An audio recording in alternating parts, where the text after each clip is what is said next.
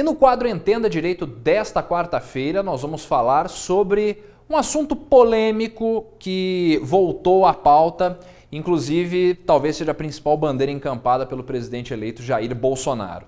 É a questão do porte e da posse de armas, o armamento civil. Tem sido feito muito burburinho por aí, inclusive com muita fake news, como eles gostam de dizer.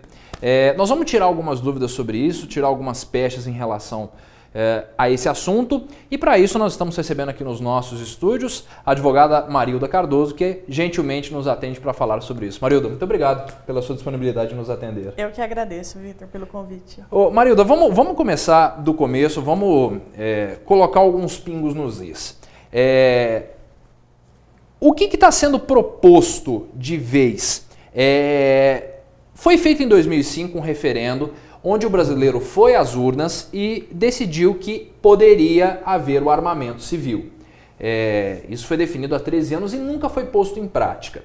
E o que o Bolsonaro está defendendo, basicamente, é colocar esse referendo em prática.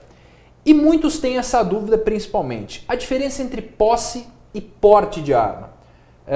Qual que é a diferença entre um e outro? Quer dizer que agora, quando ele assumir o poder, vai todo mundo andar armado na rua, vai vender armamento em padaria, em farmácia, ou não é assim que funciona? Não é bem assim que funciona.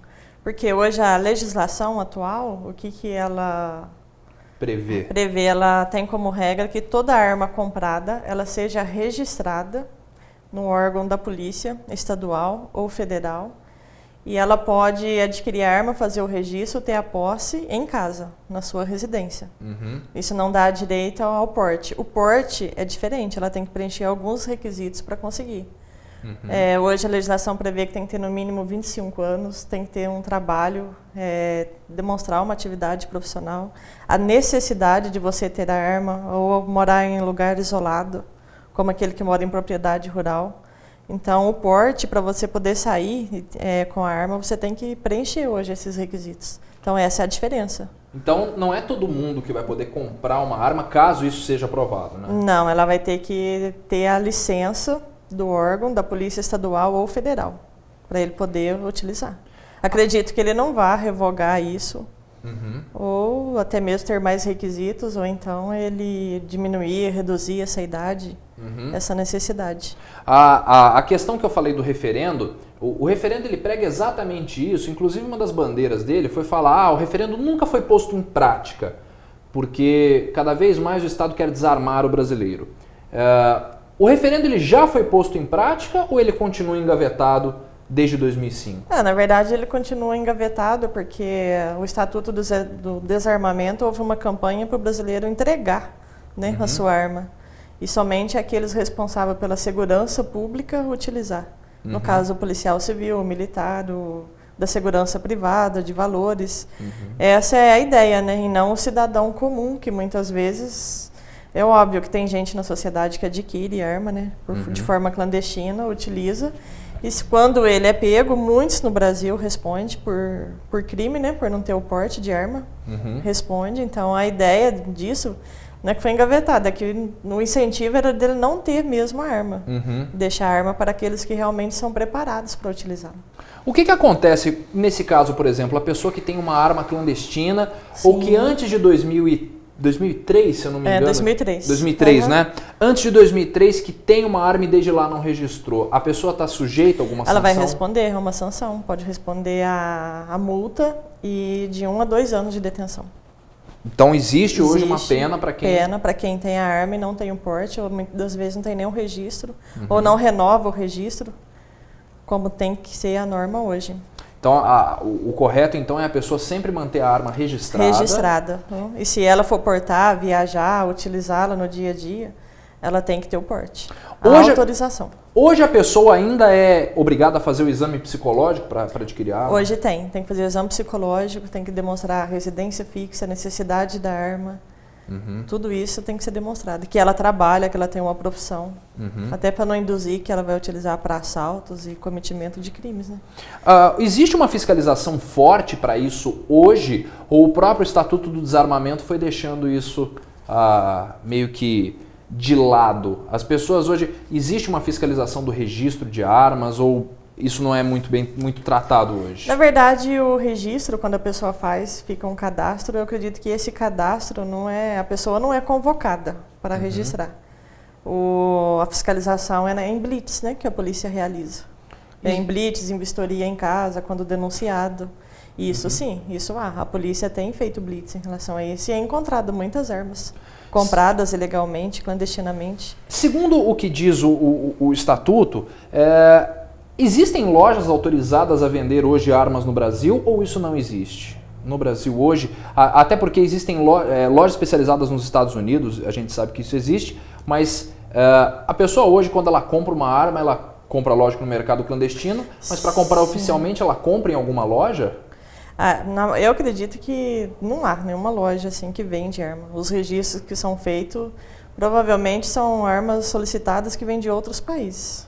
Em resumo... Porque o Brasil não, pelo menos regulamentado, eu desconheço alguma fábrica de arma que faz a venda. Em resumo, não vai haver venda de armas em padarias nem em farmácias. Até 31 de dezembro, acreditamos que não. Até esperamos que não. Vamos ver o que virá em 2019. Mas não será assim. Não, é muito difícil assim. Que seja assim. Em resumo, muitos dizem que isso vai acabar coibindo a criminalidade, que vai dar mais poder ao cidadão, nas próprias palavras do presidente. Na sua opinião, como operadora do direito, o porte de arma, ou no caso, a posse de arma, como ela está sendo tratada, vai facilitar o trabalho da polícia? Vai dificultar? Na sua opinião, como advogada, isso vai ajudar ou vai atrapalhar, caso isso vá à frente na Câmara? Eu acredito que vai atrapalhar, até porque o cidadão brasileiro ele não tem essa formação militar, né? Ele não tem esses cursos preparatórios para arma, para saber utilizar, como há em outros países, né? Que fazem aulas de tiro, de preparação. Eu acredito que o brasileiro hoje não é preparado para isso.